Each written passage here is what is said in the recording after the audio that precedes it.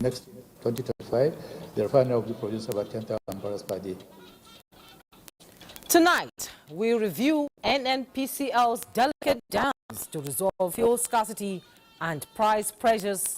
Executive Vice President downstream NNPCL Adedapo Shegun joins us live to clarify issues. And China has grown exponentially. China's partnership with the African continent is the main pillar of South-South cooperation. 2024 forecast rationalizes new era of China-Africa cooperation with President Tinubu advocating strategic partnerships. The mobile app is a software application that can be used on to alert. FRSE launches mobile app to reduce crashes and save lives on Nigerian roads. This end of creating a safer motoring environment. Good evening and thanks for joining us on NTA Network News. I am Yusuf. Mike Olale joins us tonight from Lagos, while I have two of my colleagues joining me here in Abuja for tonight's broadcast. Benny Adams is on business news. By the way, Benny, are we counting up every penny as we should? And I hear that the market is bearish. Is that good or bad? Well, it's good for people who are buying, that is and bad for people who intended to sell. We're counting every penny as a BOI is set to empower more Nigerians into businesses. And I imagine will be bringing us some of the latest in the sporting world. Is that right, Ayo? Absolutely correct, because the Super Eagles of Nigeria are ready to go. Remember, Victor Osimhen, the African Footballer of the Year, is in camp. Wow, that's great. And don't forget to follow this newscast live on all our social media handles on the screen. With President Tinubu canvassing for a deepened strategic partnership between China and Africa that would unlock unprecedented level of gains between the two countries. President Tinubu made the call while speaking in his capacity as chairman of ECOWAS Authority of State and Government at the opening ceremony of the 2024 of the Forum on China-Africa Cooperation (FOCAC) in Beijing. State House correspondent Mubauda Wahab tells us more. At the cap, President Bola Tinubu would take the forward of the Great Hall of Europe. In addition to his responsibilities as the leader of the African giants, the president here also carries the voices of West African leaders along with him to FOCAC.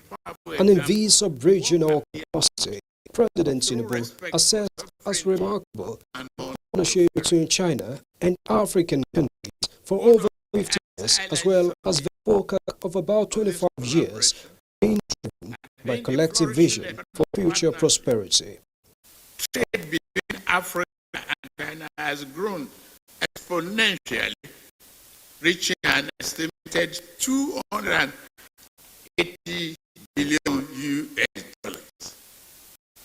These impressive figures speak volumes about the strength of our economic relationship and expanding integration of our market. President Tinubu hinges the strength and success of a growing partnership of mutual respect and a common destiny between the two parties. Despite the global challenges we face, whether economic or geographical, our partnership has stood firm, resolute, and offering a perfect example of what can be achieved through respect for sovereignty and non-interference. The ECOWAS chairman, who said the country covered need collaboration for collective progress, leaves a better strengthened FOCAC platform to ensure a win-win situation for members. As we look to the future, it is crucial that we maintain the momentum, peaceful dialogue, transparent business practices, diplomatic conflict resolution remain at the forefront of our efforts. These values will ensure that the bond between Africa and China continue to deepen and benefit the regions for generations yet to come. The Nigerian leader converses genuine commitments to further the partnership in the better interest of China and Africa. From Beijing, NTA News. Meanwhile, President Xi Jinping has announced 10 new partnership action plans to facilitate shared common goals between China and Africa. Again, Government House State House correspondent Musbao Wahab to give us more details.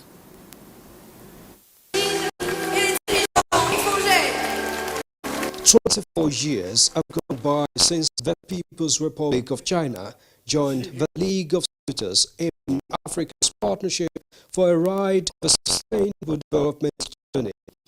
All along, interest of the partners drive common vision for greater developments. The 9th Summit of the Developmental Forum found the need to assess the past partnership and set new goals to ensure future fortunes. As celebrating milestone achievements earlier mentioned, it is important also to reflect on the way forward. China's partnerships, the African continent, is the main pillar of South cooperation. Your joint efforts, based on the United Nations Charter, can create a new momentum for African development. And now, with parties yet satisfied with the journey of joint ventures, China announces new partnership action plan with Africa, which among other aims are to build an all-weather China-Africa community and jointly promote modernization. To implement the 10 partnership actions, Chinese government will provide 360 billion yuan, or about $50 billion financial support through the next 3 years. Common aspirations have seemingly found a new vigor to drive a more rewarding future as members of the forum welcome new course of action for their partnership. In the 10 actions that President Xi Jinping has pronounced, we find that all of them are in line with the implementation of the Agenda 2063. And we thank China for focusing on Africa's development. New level of partnership is now on the horizon. That toward actualization are now being worked out for a greater future together for Africa and China. In Beijing, Musbao, NTA News. And still on the 2024 forecast, let's now join our State House correspondent Musbao Wahab, who has been monitoring events there in Beijing. Musbao, what is Nigeria's position on some of the fallouts of this year's forecast? Yes, thank you so much for joining us in Beijing. Now, the forecast for 2024 is still underway here, and apart from the participation of President Bola Tinubu, members of Nigerian delegation have also been participating in the thematic sessions on this platform. Now we have the Minister of Information and National Orientation, Honorable Mohammed Idris, here with us, who has been participating in the sessions. Honorable Minister, thank you so much for your time. Good to be here. Right. You saw what President Bola Tinubu presented to the opening session of FOCAC as Chairman, ECOWAS Authority of Heads of State and Government. What do you assess of it, and how does Africa, and particularly Nigeria, gain from this? Well, the President spoke like a true African leader. In every of his outings, he became President of Nigeria, and his also ascension as the chair of ECOWAS. He has consistently taking the message of Africa to the world. The FOCAC is not an exception. President, although he spoke for Nigeria, spoke for the entire Africa. He talked about the kind of vision that the foundation of the relationship between China and Africa has been to not just Nigeria, to the whole of Africa. He talked about security, talked about the economic prosperity, talked about investment, and all the areas that China and Africa have been sharing together for both of them to grow, not just as others, but also as members of this common humanity that we all talk about. I think that the president has stood up again and made himself very clear that he's not just speaking for Nigeria, he is also speaking for the whole of Africa. Right. Now, the president of China has announced new areas of collaboration, and Nigeria, under President Bola Tinubu, has been trying to build on infrastructure that we have. How do you see Nigeria benefits in this new partnership? Already Nigeria benefiting. You have to recall that China is already participating actively in Nigeria. They are participating in the area of infrastructural development. They are participating in the area of mining and solid mineral development.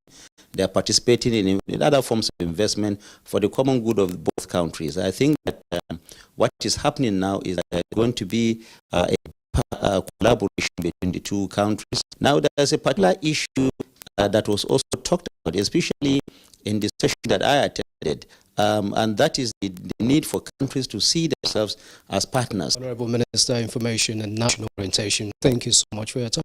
Thank you very much. Okay, that has been the Minister and assessment of the session so far.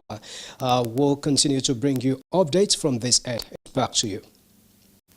Indeed, Musba, we'll be getting more from you. And away from Beijing, China, concerned by the current fuel situation in the country, Vice President Kashim Shettima has met with the National Security Advisor, Malam Nuhu Ibado, Minister of State Petroleum Resources, Oil, Henneken Lokobiri, and other stakeholders, following directives from President Bola Tinubu.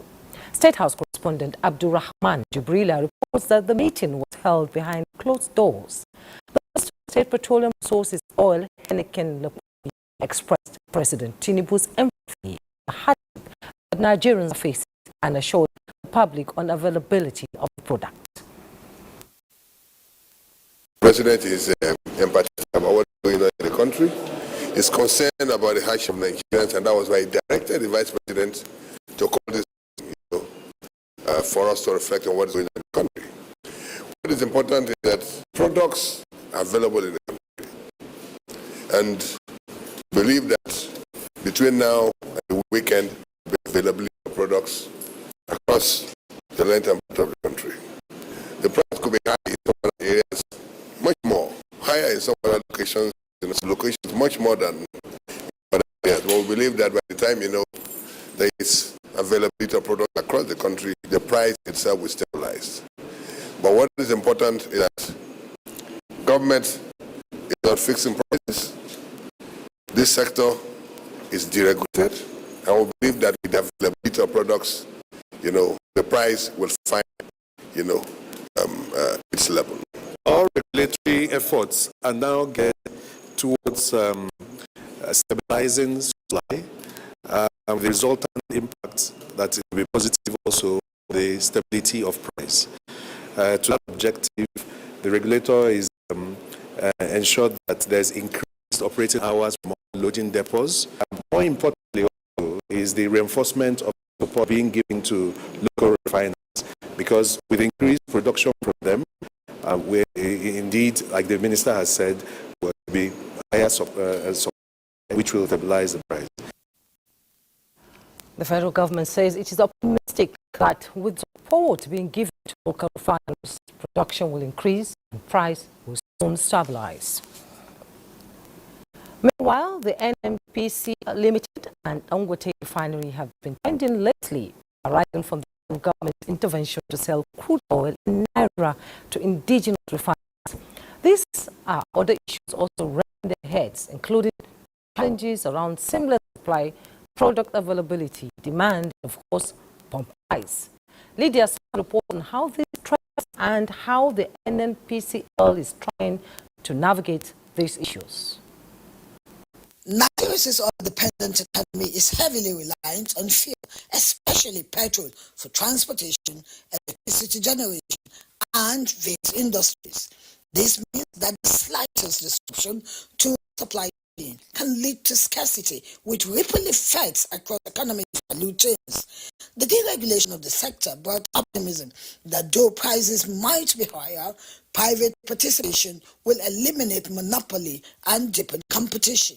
Ironically, NMPC Limited, birthed by the PIE, has been caught in the midst of ensuring seamless supply and complexity of supply glitches occasioned by both local and international markets. As a result, the recurring fuel scarcity and inconsistent price increases have been major problems as government consistently tries to maintain a price band while foreign exchange on the global oil market operate on market forces. The coming on board of Dangote Refinery heightened expectations of Nigerians, particularly motorists. Dangote Refinery has commenced gasoline production with the directive by President Bola Tinubu to sell crude in Naira to indigenous refineries, including Dangote. This translates to cheaper petrol in the country as Nigeria tackled issues such as fuel smuggling to neighboring countries. How important and impactful are efforts to reform the oil and gas industry? Nigeria's midstream and downstream petroleum regulatory authority announced that the Dangote refinery will supply the Nigerian market with 25 million liters of daily petrol this September and 30 million liters in October. Is the country evolving towards self-sufficiency? What is the role of the NMPC Limited as stipulated by the PIE, particularly as NMPC Limited cried out recently that it can no longer sustain price differential on its balance sheets? In Abuja, Lydia Sampson, NTA News. Now to get to the crux of the matter and perhaps official clarification on some grey areas in the fast-evolving situation within the nation's petroleum sector. Let's bring in the Executive Vice President, Downstream NNPC Limited, Dapo Shegun. Thanks for joining us on NTA Network News. Thank you very much. Now let's just go straight to the point. You know, most Nigerians are wondering if the current increase in the price of petroleum is the most viable option for the NNPCL to survive. You know, following the company's recent admission of financial constraints, are there no other choices for the NNPCL in order to make petroleum available and affordable for Nigerians? Thank you very much. You'll recall that the PIA, which sets up NNPC as a limited liability company, provides for NNPC to run profitably. While it also requires that NNPC serves as the supplier of last resort of petroleum products. And this role NNPC has played over the years as other players within the sector have been unable to bring the products to the market. So NNPC has had a choice but to act as a supplier of last resort, bringing PMS into the market over the years. And right now, when we talk about financial constraints, it's not financial constraints in the sense of losses. It's a constraint on our cash flow. The impact of the low prices, which was below market, has caused the constraints to us cash flow wise. Our balance sheet is still very robust, as represented by the financials that were published recently. However, our cash flow is constrained, and that's what has led to the debts owed to PMS suppliers. So that really is the issue.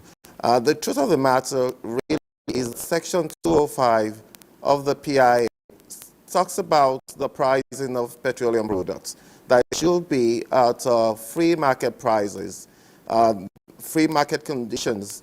What this means is that prices are determined by market conditions at any point in time. When the market conditions are favorable, the prices will fall. And when the market conditions heighten, prices will rise accordingly. Like what happened during the COVID-19 era when the prices dropped. There was so much fuel. But what is the act of the PIA, is it being adhered to by the NNPCL? Absolutely. Because that's been a bone of contention, actually. Well, the NMPC, you'd agree with me that the PIA is a law, and if NMPC doesn't comply with it, NMPC will be breaking the law. So what we have done is to push out this product as best as we can. And when it's necessary to make some adjustments, we'll do that. But the most important thing for us really is to ensure that the products are available. There's no point keeping prices low and resulting in a situation where products are unavailable to the buyers. It's the most important thing, again, like I said, is making sure that Nigerians do not suffer to get access to this product. I must at this point apologize to all Nigerians for the hardship that the situation has caused. But I can assure you that we're working ceaselessly 24/7 to make sure that the situation abates. In fact, as I speak to you, the situation is getting better, the queues are getting shorter, and as I said some time ago, as more pumps are calibrated across the country, we will see the situation normalize. Yeah, we hope it normalizes because there's a lot of panic out there. Now Nigerians are concerned about the status of NNPCL Dangote sole buyer agreement since the decision was reached days ago. Do Nigerians have to manage their expectations on how the agreement will especially impact price? Well, truth of the matter is that PMS or petrol is a global commodity. PMS is derived from crude oil, which is a globally traded commodity. The price of PMS is a global price. So it's not only in Nigeria that we have this situation, it's all across the world. I was reminded earlier today, that the prices of petrol dropped recently in South Africa. That happened because the South African market the South African prices are market reflective. And that is where we need to get to in this country to ensure that products are available at every point in time. And when the markets are good, the product prices will go down. What this will do for us really is that it will engender competition. More players come into the marketplace, the prices will definitely be moderated. And the consumers then would get the benefit of a free market situation. Indeed, we hope it gets better so that Nigerians can breathe a sigh of relief. Dapo Shego, Executive Vice President, Downstream NNPC Limited, thank you so much for coming on Network News. It's been a pleasure hosting you. Thank you very much. Meanwhile, as much as we know that the commencement of petrol production at Ogotifani would have enormous impact in unlocking supply issues in the country, the authorities are keen on boosting local capacity.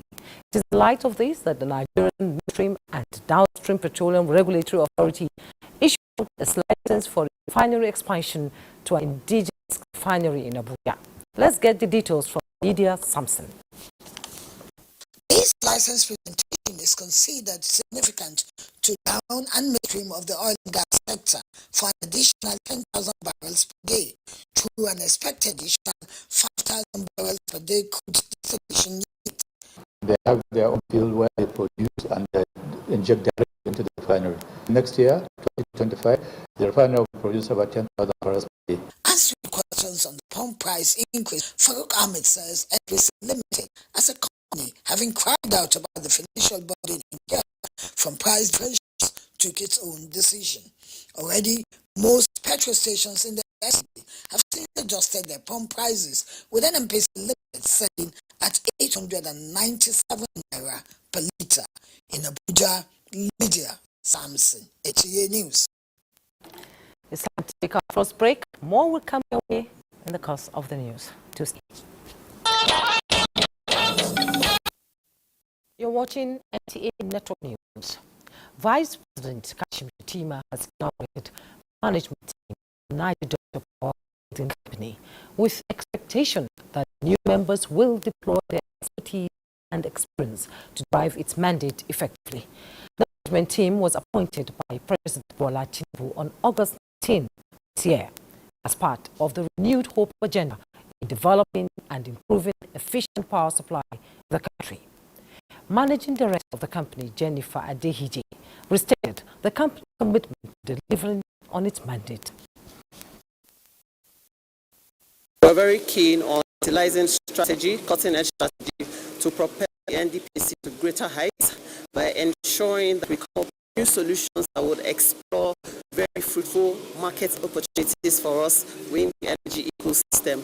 We understand the significance of adequate and quality electricity to all Nigerians, to vulnerable Nigerians, and therefore our overarching goal is to foster energy inclusion by bridging electricity access gaps to vulnerable Nigerians in underserved and unserved communities, and which is our drive in line with Mr. President's renewed hope agenda for lighting up Nigeria. To ensure the safety of Nigerians, the Federal Road Safety Corps has launched a mobile application and crash reporting information system to create an interface between the Corps and the general public. Oyeyemi Ajayi reports that the mobile app launched by the Secretary to the Government of the Federation, Senator George Akume, has several features which include identification and notification of black spots in parts of the country. The launching of the new FRSC mobile app and the National Crash Reporting Information System, NACRIS. With these, Nigerians can now directly report to the Corps issues of concern on the roads. The application gives a real-time traffic update, accident and gridlock alerts, amongst others. The mobile app is a software application that can be used on boats to alert all on sensitive road safety issues, to do programs, features such as excessive speeding, dangerous driving, verifying our white document, among others. Secretary to the Government of the Federation, Senator George Akume, who launched the mobile apps, assured that the government will support sustainability of such projects embarked upon by the Federal Road Safety Corps. Launch of these two digital platforms is a testimony to the fact that the Corps Marshal is committed to fulfilling its promises. The FRS is advancing towards a 21st century standard in technology, ensuring enhanced road safety areas. Africa has solutions for African problems. The mobile applications are now available for downloads on Google Play Store, Android users and iOS and owners. Oyeyemi Ajayi, NTA News. The authorities in Kano have officially confirmed the death of 3 persons in a 2-story building which collapsed at Norman's Land in Kano metropolis. Silence reports that 2 others were injured and 1 still missing as search and rescue operations continue.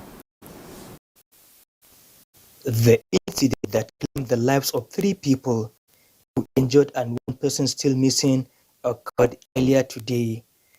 The 2 injured people are currently receiving medical treatment. We rescue 3 people. We rescue 1 from that airport beach.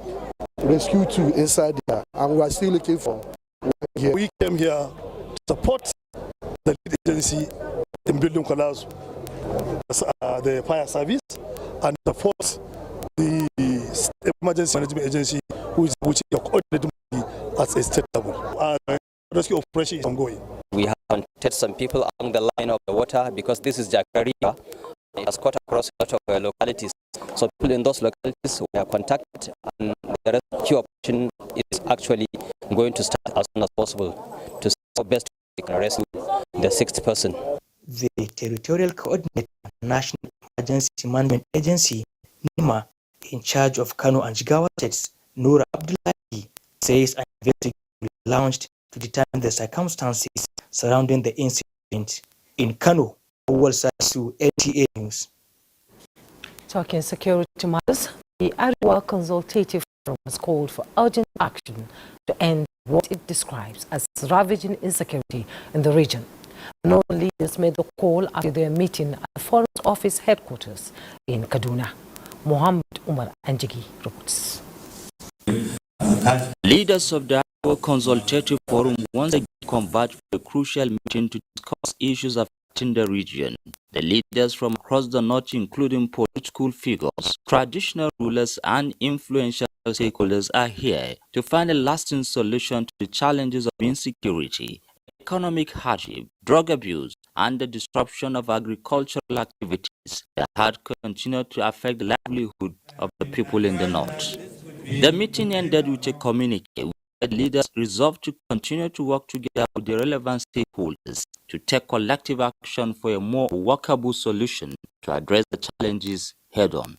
This meeting is not designed to be an avenue of blame or point fingers at any individual or group of individuals for the problems of the North.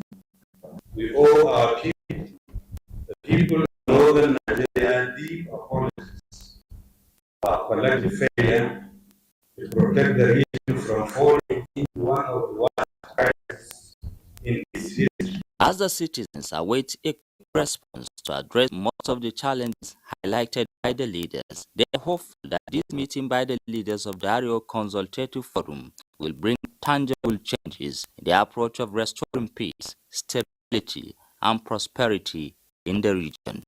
In Kaduna, I am Muhammad Umar Jingi, NTA News.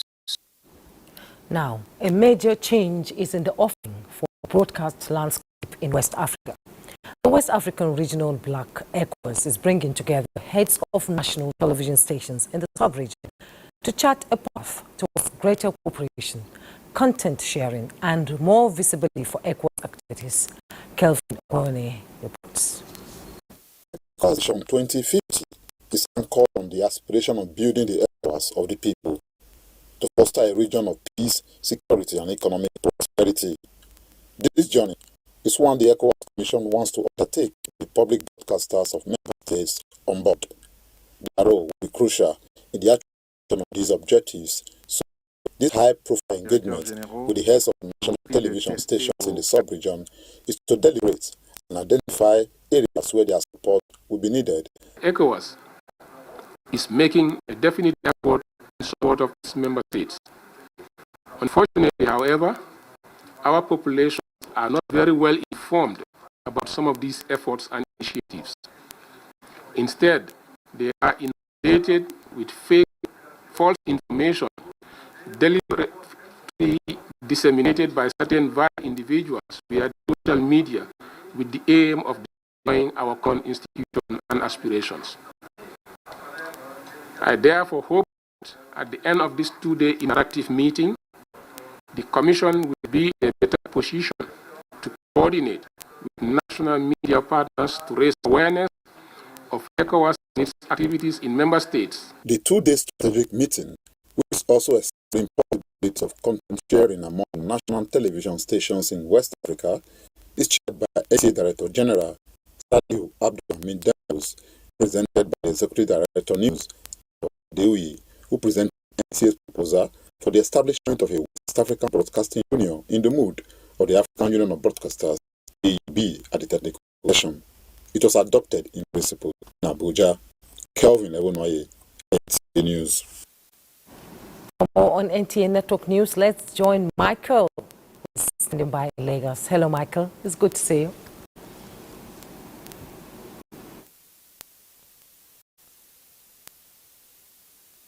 Thank you, Jumai. Engaging in charitable acts is one of the ways to help the need and suffering and promote social justice. As Nigeria joins the rest of the world to observe this International Day of Charity, Bolaji Akim examines the acts which also commemorates the passing of Mother Teresa, who devoted her life to charity as a means of making positive change in the society. Food, shelter, and clothing are the most basic needs of man. While some have this in abundance, others cannot afford or have access to any of these basic wants, not to mention other necessities. Though deprivation may arise as a result of natural or man-made disasters, it is important to recognize the role of charity in alleviating humanitarian crisis and human suffering within and among nations. is not just charity as such, because the name charity connotes just handouts and things like that. It is benefiting others and making sure you contribute to changing, helping, supporting, and transforming the lives of others. This noble act is not only seen as putting global solidarity for charitable causes, it also increases social responsibility on a global scale. Through charity, we can raise the necessary resources for, let's say, education, health, feeding. For instance, communities were able to break the cycle of poverty. We need to learn how to become bridges for people to cross. It's important. We'll become bridges for people to cross into greatness, cross into contentment, cross into learning, into knowledge, cross into becoming corporate giants. According to respondents, getting more individuals, religious organizations, governmental organizations, and corporate bodies involved in charitable causes will ensure social bonding and create a more resilient society for overall development. In Lagos, Bolaji Akim, NTA News. Efficiency and effectiveness of Nigeria's shipping industry plays a crucial role in sustaining the nation's forte in maritime and the blue economy. With the improvement in welfare of maritime workers, stakeholders in the sector say Nigeria will now be able to compete favorably among the Committee of Maritime Nations. Nigeria is eager to have its own fair share of the blue economy, and rejuvenating the nation's shipping industry is one way to fully harness its potential. There is no gainsaying that maritime workers form the nucleus of the nation's blue economy, and the recent gains in the shipping industry can be attributed to their contributions. This is why government and other stakeholders in the sector have taken bold steps to address some of the issues and close gaps in the running of the sector, especially the issue of welfare. If the workers in the economy are well paid, you expect throughput, genuine port operations, so activities will be improved. We are also looking at what is going on in other parts of the world, including West Africa. So in such a minimum standard, we hope that we can bring uniformity and in so doing reduce the cost of doing business and enhance both productivity and efficiency. Apart from achieving industrial harmony, the shipping industry is now leveraging on technology to save costs and time in its operations. The portal has been able to achieve in the last 6 months to save this country over 29 billion of what have been repatriated out of this country. You see how that will culminate into easing of the pressure that is on the US dollars, so that our economy can expand. The stakeholders sustaining the synergy will achieve economic stability and increase revenue, thereby boosting the nation's gross domestic products. In Lagos, Joel Bukbola, NTA News. Those are the reports from Lagos. Network News continues in Abuja with Jumai after this break. Do stay.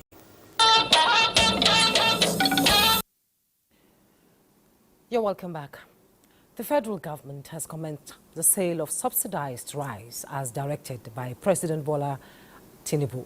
Musa Baba Aliu reports that the Minister of Agriculture and Food Security, Abubakar Kyari, flagged off the exercise in Abuja. Each bag is being provided to Nigerians at 40,000 naira against the market price of over 80,000 naira. It is designed for all Nigerians. It is expected that with the injection of 30,000 metric tons, which is 1,000 trucks of 30 metric tons each of this important staple into Nigerian food balance sheet, it will not only crash the price of rice, but also other closer food substitutes and alternatives. Our collaboration and collective effort have made this possible, and it is a testament to our shared dedication to the welfare of our nation. The duration of this exercise is a function of the quantity of rice you have. The procedure states that each buyer is entitled to 50 kg and must provide his national identification number before the rice will be sold to him. In Abuja, Musa Baba Aliyu, NTA News. Time now to bring in Benny Adams, on business. You said, Benny, I hear that it's a little bit bearish. So what can Nigerians do to ensure they rake in more money? It's about investment, and actually the cherry news is that the Bank of Industry has actually provided this good news, as they have achieved a remarkable 142.5% subscription in the senior phase of its 1 billion global loan syndication, securing 1.425 billion euros from international financial markets. This groundbreaking feat surpasses the bank's previous records and demonstrates a strong vote of confidence in BOI and the Nigerian economy. Building on its previous success, BOI had raised 1 billion euros in July 2022 and successfully repaid the loan in July 2024. The current facility includes a fully guaranteed and partially guaranteed tranche by African Finance Corporation. Managing Director and CEO of BOI, Dr. Olasupo Olusi, says the feat is a testament of hard work and dedication in providing low-interest, long-tenured funds to Nigeria's growing private sector, aligning with President Bola Ahmed Tinubu's vision. BOI has appointed African Finance Corporation and Standard Chartered Bank as global coordinators for the 1 billion syndicated term loan facility, talking about in euros, with potential increase of another 1 billion euros. The bank looks forward to a successful conclusion of the ongoing general phase, given the significant interest from local and international banks as well as investors. Now, let's take you through to the latest development in the world of energy, where the U.S. crude oil rallied 2% on Thursday to trade above $70 per barrel as OPEC Plus delays plans to boost production after prices tumbled this week. Now, the OPEC Plus members just recently, a few hours ago, delayed a production hike of 180,000 barrels per day by 2 months. This is as the production increase was originally scheduled for October. Analysts say they want to see Brent crude oil prices at $85 to $90 per barrel and to balance their budget. Now, West Texas Intermediate October contract is $70.58 per barrel, up 1.38 year to date, and U.S. benchmark has also fallen by 1.5%. This is as the Brent November contract is $73.99 per barrel year to date. The global benchmark has actually pulled back to 3.9%. Prices also found support as the U.S. crude oil inventories fell by nearly 7 million barrels for the week that ended August 30th. And a quick look at the markets. The Nigerian Stock Exchange closed bearish. For those who are planning to invest, this is the best time to invest. If you were planning to actually sell your stock, this is the wrong time to do that, as the all share index depreciated by 0.34%. We had 9,897 deals in a 388.6 million volume, valued at 9.565 billion naira. Equity capitalization ended with 55.2 trillion, just a slight decline. Well, that is business news. Join us tomorrow for a fresh edition. Jumai, you can take it from here. Thank you, Benny. We'll pause for some messages. We'll be right back. Welcome back. And Ayodeji Makinde is standing by to give us trending news in the world of sports. Hello, Ayo. Yeah, thanks, Jumai. Let's begin by telling you that after completing a switch to Turkish giants Galatasaray, Victor Osimhen arrived Super Eagles training camp in Uyo with team having a full complement of the 23 invited players. The African Footballer of the Year was all smiles with excitement among the young officials and fellow teammates, which made his outburst against former coach Finidi George less important as attention switches to the 2025 Africa Cup of Nations qualifier against Cheetahs of Benin Republic on Saturday at the Godswill Akpabio International Stadium. In basketball, Junior D Tigers rebounded from a loss to Egypt in their first match of FIBA Under-18 Women's Afrobasket in Pretoria, South Africa, with a resounding win. Back here, engagement in regular physical activities is the new order by the Inspector General of Police after he declared Wednesday a sports day for the institution. IGP Egbetokun, who joined officers and men for activities preceding the inauguration of Force Headquarters Gymnasium in Abuja, was quick to recall the importance of fitness to the mental and operational capacity in the delivery of effective policing, hence the declaration.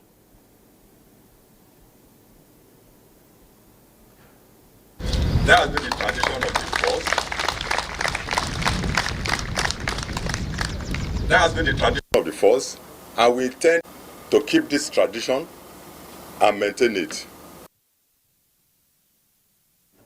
And just a quick one, Ugandan Olympic marathon runner Rebecca Cheptegei is dead 4 days after she was set on fire by her boyfriend in Kenya. The 33-year-old, fresh from competing in Paris Olympics, suffered burns to more than 75% of her body as her organs failed after the attack on Sunday, which was reported in the Ugandan media space. And that's your sports. It's back to Jumai. Thank you so much, Ayodeji. Such sad news. Moving on, President Bola Tinubu has condoled with the family of the late former national chairman of the Alliance for Democracy, AD, Chief Michael Adini Koleosho. The president expressed profound sadness at the passing of the late politician and businessman who was the Babalaje of Shaki land, recalling his endeavors towards enriching and strengthening the political process. President Tinubu also prayed for the soul of the deceased. Chief Koleosho was also a former secretary to the government of Oyo State. Tonight, thanks so much for your time. Good night. I am Jumai Yusuf.